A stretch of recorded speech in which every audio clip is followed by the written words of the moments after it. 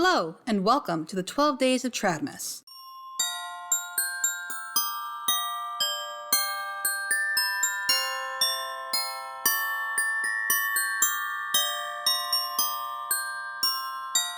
If you're new around here, my name is Kit, and Tradmus is a series I do in December where I talk about the harmful beliefs and ideas promoted by certain influencers, content creators, and so on. Basically, my normal content, but more of it and with a festive flair. And on the second day of Tradmus, we're discussing Mrs. Midwest and the alt-right. Before we get into it, I would like to note that I don't know Mrs. Midwest, and these are my thoughts and opinions on the content she puts out for public consumption. That being said, thank you for joining me, and I would like to give extra thanks to my patrons. Mrs. Midwest, aka Caitlin, is a YouTuber and blogger who, at first glance, is just talking about how to be a traditionally feminine woman. But if you look closer, that's when alarm bells begin going off. And the first bell was set off by Caitlin herself when she announced the following in an interview with former professional misogynist Yogi Obes. Actually, this was the second alarm. The first was that she spoke with him. Because my message can be kind of like intense for some people, like the things I believe, I like to pad it with skincare and like how I clean my house, And that was strange because why would a woman just teaching others about traditional womanhood need to hide her message? What's so intense about her beliefs? As you can tell by the existence of the Mrs. Midwest Pipeline playlist, I found out. So what is she padding? Well, just going off the playlist so far, there was her friendship with Bernadine Bluntly, who became known for her anti-feminism and racism. And then there was Ali Yared, whom Caitlin recommended for Christian content and aesthetic, and homophobia and transphobia are just the tip of the iceberg. She also recommended Think Before You Sleep on her blog and mentioned him in one of her videos. And as I noted in my video on Think Before You Sleep, that's a weird recommendation for a woman focused on talking faith and all things feminine to young women. But there is an obvious message here, which we'll get to in a moment. On her blog, Caitlin raved about the wonders of The Empowered Wife, a book by Laura Doyle, and if Doyle taught Caitlin that it's okay for her to want things for herself and that she's important too, that's great. But there is also a chapter in that book titled The Myth of Verbal Abuse, and, well, let's just say I left a bunch of notes in that book. Let me know in the comments if you would like me to do a proper book review. Back to the alarms, the third was set off by the blog post 20 Things I Recommend, and the fourth by the blog post YouTube Content I've Binged. And back in March, when I was scripting my Think Before You Sleep video, I found myself wondering, why do so many of the people Caitlin mentions end up with alt-right connections if not prominently part of the alt-right itself? If someone has their own page on the Southern Poverty Law Center website, surely you should think twice before recommending their content to your audience, the audience you've cultivated to be young and female. And if you didn't know and it was a mistake, shouldn't you remove it after it's been pointed out instead of whatever this was supposed to be? Another, piece of tea that I'm just gonna unleash right here in the beginning of the video is that, when you are a traditional homemaking Christian wife online, you attract people who hate everything that you stand for, and they want to disparage you. They want to talk badly about you. They want to make up insane conspiracy theories about you and associate you with political movements from the 1930s and 40s that it's just really disturbing and hurtful, and the slander was getting to be too stressful. And somehow, in spite of all this slander, she's never addressed it. She did stop following Worth Fighting For and some other questionable Instagram accounts at some point, but she still has these up on her blog. And if it were me and people were pointing out my dog whistles, I would be sure to address that publicly. Something like, no, I don't believe anything like that, and I'm so sorry I ever gave that impression. And then remove the content in question. Unless, of course, the dog whistles were intentional, then I would just ignore it, or if pressed, act as if the person questioning was either way out there or just hating on me for being a traditional Christian wife. But no, this video isn't being made because Caitlin is married or because she's a Christian. This video is being made because in her YouTube Content I've Binged post, she is highlighting some, in my opinion, dangerous people to her audience. And I did wait to see if she removed them. But she didn't, so here we are. And before we get into it, you might want to take a look at other videos in the Mrs. Midwest Pipeline playlist. There is a clear pattern here, though honestly, these are bad enough on their own. Also, this video is not a deep dive, this is just scraping the surface of these folks. I will, of course, link my sources, but there is more to all of these folks than I can cover in one video. That being said, we're going to start with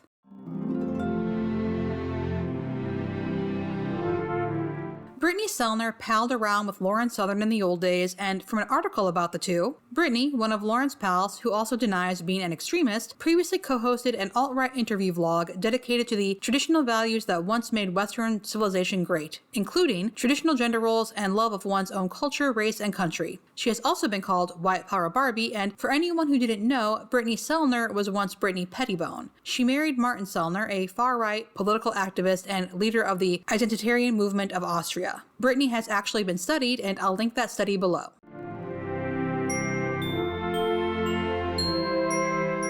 Next is the Lotus Eaters podcast, one of the members of which is Carl Benjamin, who is better known as Sargon of Akkad. I've done a casual stroll through his tweets and a casual search online, and my general impression so far is someone who hides their unsavory beliefs behind a facade of intellectualism. I've just dipped my toes into this one, but it's piqued my interest, so I might do a full video looking into this podcast. Also, I found this comment on their video, "Our civilization hurts our children," and what? Commenter 1, the alphabets and feminists demoted children for themselves to take their spot on the care hierarchy, and our governments were like, whatever. Commenter 2, yes, they hate children because they want to be the adored children lifelong. What a weird thing to claim. But if you're into Red Pill, that is something they believe. Women are eternal children with no responsibilities. There were also these tweets from Carl himself. All heterosexual men objectify and sexualize women. This is not an incel thing. It is also way more pronounced in teenagers. It is totally normal, and most women desire it, utilize it, and rely upon it for self-esteem. And when it stops happening to them, they notice it. All straight men objectify women. We are not going to stop doing this. It is not strange or unusual, and there is nothing wrong with it. And it's so interesting that Caitlin recommends men who are weird about women to her female audience. Her young female audience.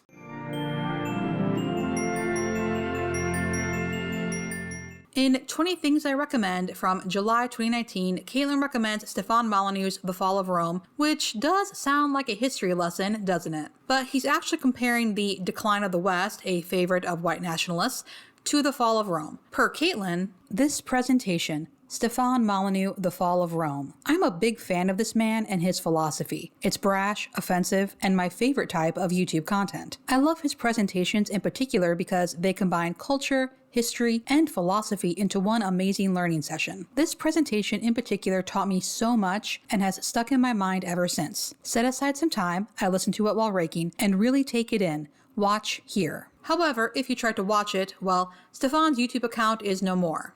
Why is that?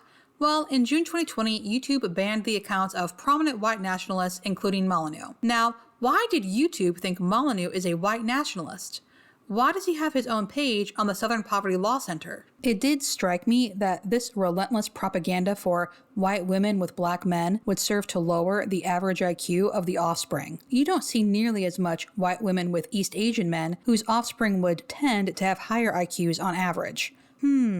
Took my daughter to see my old graduate school desk in the University of Toronto Library. Couldn't help but notice the almost complete absence of white males in the entire building. Next time we build a civilization, we should really aim to hang on to it. If we had been allowed to talk about race and IQ, the invasion of Iraq would never have occurred because no one would have been under the illusion that a Jeffersonian republic was going to emerge from a population with an IQ in the 80s. Opposing science got 500,000 people killed. Ladies, by the time you are 30, 90% of your eggs are dead. Get married young, have your babies, then have your career. You have 40 years to work if you want to. You only have a short time to have children. Listen to Mother Nature. She loves you and wants you to be happy. The primary purpose of feminism is to lower white birth rates. There is a lot about how Molyneux presents himself as a philosopher, just asking questions. It's easy to get sucked in.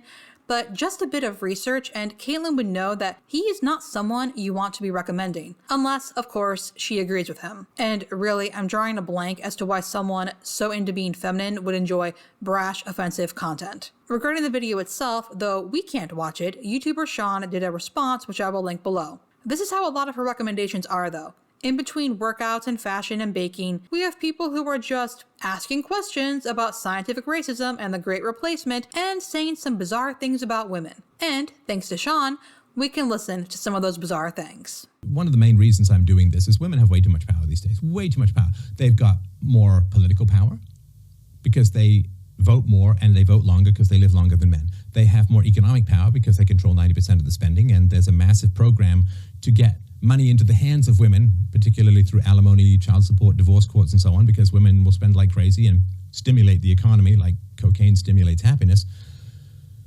Women have a huge amount of educational power. There's a lot of places where women are now the majority undergraduates in universities. Women have a huge amount of job power because there's so many positive hiring, discrimination, bigotry, sexism programs for women. And so women have so much power at the moment, and a lot of that power is founded on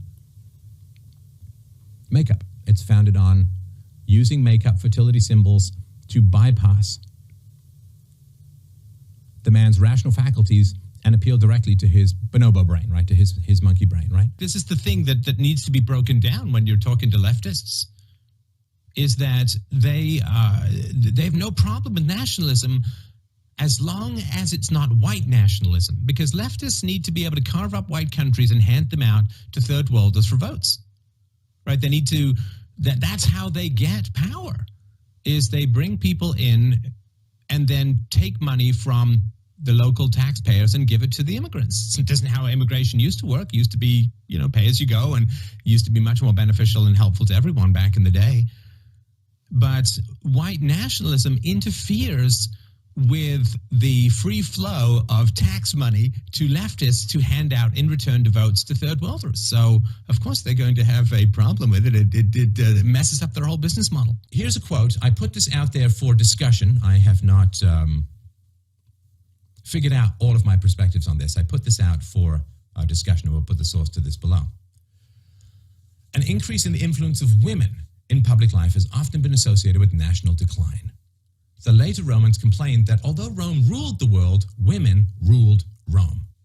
In the 10th century, a similar tendency was observed in the Arab Empire, the women demanding admission to the professions hitherto monopolized by men. What, wrote the contemporary historian Ibn Besan, have the professions of clerk, tax collector, or preacher to do with women? These occupations have always been limited to men alone. Many women practiced law, while others obtained posts as university professors. There was an agitation for the appointment of female judges, which, however, does not appear to have succeeded. Soon after this period, government and public order collapsed, and foreign invaders overran the country. The resulting increase in confusion and violence made it unsafe for women to move unescorted in the streets, with the result that this feminist movement collapsed. I leave you to ponder that one. I go to Poland. What is it, 99% white? I don't need any security. The streets are incredibly clean. Crime is almost non-existent. Nobody gets called a racist. There's no talk of white privilege. No identity politics. No endless diversity nagging. I've spoken against white nationalism, but I'm an empiricist. I went to the country. I saw how it was like. We could put something out on social media to have a social gathering, and we actually had the social gathering without bomb threats, without violence, without attacks, without things coming through the window.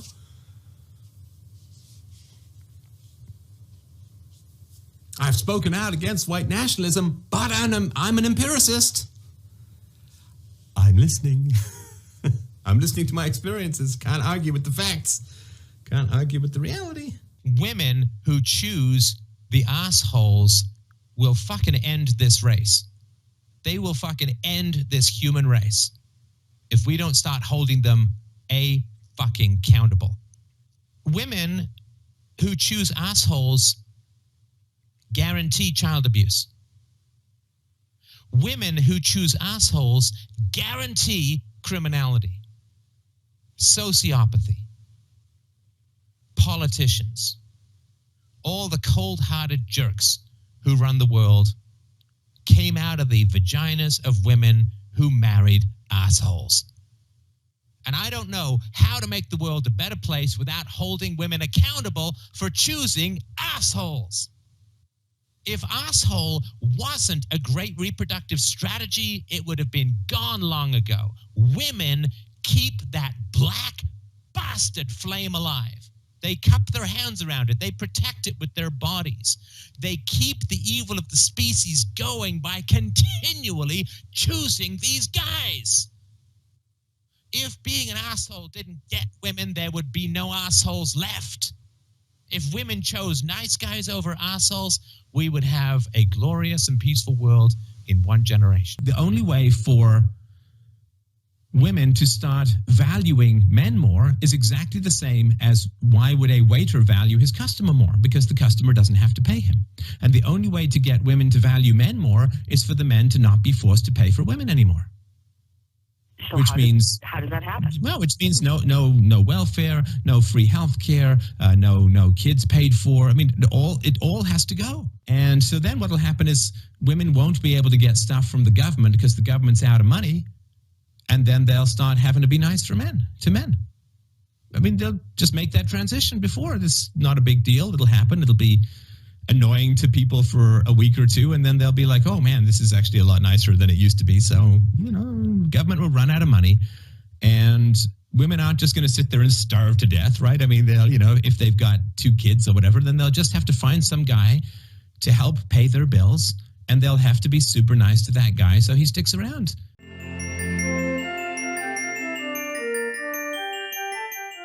Another one that caught my attention is Black Pigeon Speaks, run by a man named Felix, and a paper was actually published about his channel. I'll link it below, but it's a lot. Just a few things the paper mentions. BPS's worldview overlaps with older ideas from many diverse movements and ideologies such as white nationalism, neo-Nazism, anti-Semitism, conservatism, classical liberalism, libertarianism, and Christian conservatism. I also took a stroll through his Twitter and wow. What are the political, economic, and social implications of only 5% of males having access to 18 to 24-year-old wombs? With unrelenting mass immigration from failed dysfunctional countries, all Western nations are projected to have non-white majorities in a few decades or less. Will these post-Western states still be able to function and or continue to be first world nations economically? And if you're wondering, 93.4% said, no, they will regress. Women can vote but can't be drafted. That's the disproportionality of gender rights. Women can make decisions that will drag men into war while having zero responsibility for their decisions. The image he chose to include with this is, I really don't get it. Felix posted a black and white picture that claims to be a disabled Japanese army veteran begging on the streets as 2 American GIs are taking Japanese women to their camp, circa 1947. A commenter asked, and you are surprised by the women, why? Felix responded, actually, I am kind of proud that this was the second video put into what was then called Limited State and then banned from YouTube. And the video in question was on civilization, society, and women. That video was removed, but Sean did answer Felix's question. Do women destroy civilizations?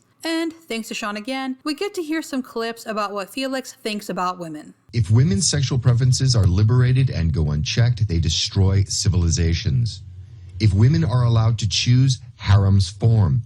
If women are allowed a voice in matters that pertain to the safety of a nation, then that nation will die, inevitably. Women do not, on an instinctual level, care very much about her tribe, nation, or civilization. It's in their nature not to. Women are biological creatures like all others, and they seek to maximize their chances of having viable offspring. This half-century-long experiment of women's liberation and political enfranchisement has ended in disaster for the West.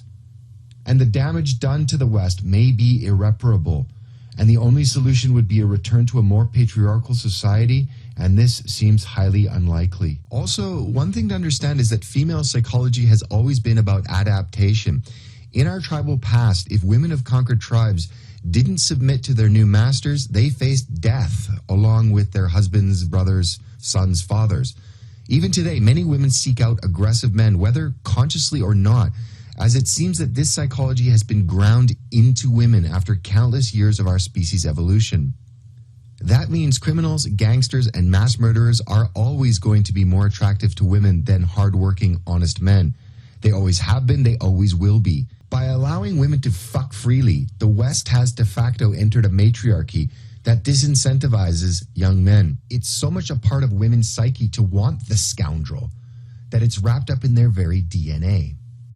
Just to get this out of the way, because I have a feeling it might show up in the comments, yes, I am aware that the vast majority of women, when raped, reach sexual climax. Whoa. Sean didn't want to cover this, but I do. Black Pigeon is full of shit. The study he pulled the claim 87% of women climax from sexual assault from doesn't exist. It's not outdated, it's not good enough, it's not debunked. It doesn't exist. I would like to note that in a Suzanne Venker interview, Caitlyn said she hears the most from women and girls aged 15 to 25. Why is she recommending this sort of content to them? She styles herself as an older sister to her audience.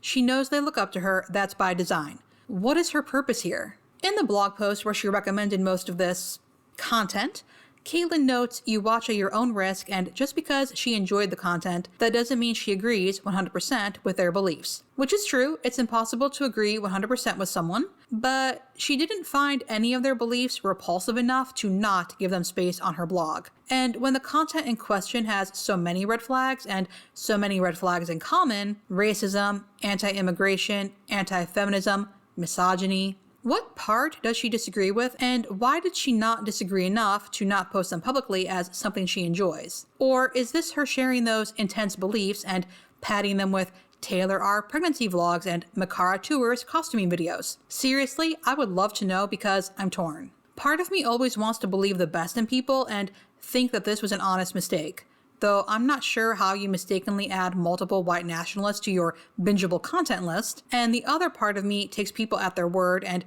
she did say she has intense beliefs that she pads to make them more palatable. But this is the pipeline. She's harmless and inoffensive in herself, though she does sprinkle in some buzzwords now and then. Please see Fundy Friday's most recent video about Mrs. Midwest, but you can't point to anything specific she said that would make you think she would share anything in common with, let's say, Brittany Sellner, and she does cultivate a big sister, I'm looking out for you and I want you to be happy image. And then she creates a list of YouTube content she's enjoyed, and in between the harmless vlogs is white nationalism and misogyny. The rabbit hole is endless with these folks, but I'll leave it here for now. I'm sure the comments are going to be great. And that's it for this video. Thank you so much for watching, and I'll see you in the next one. Or if pressed,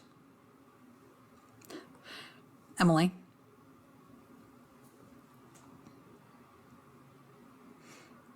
They don't want to see your tail.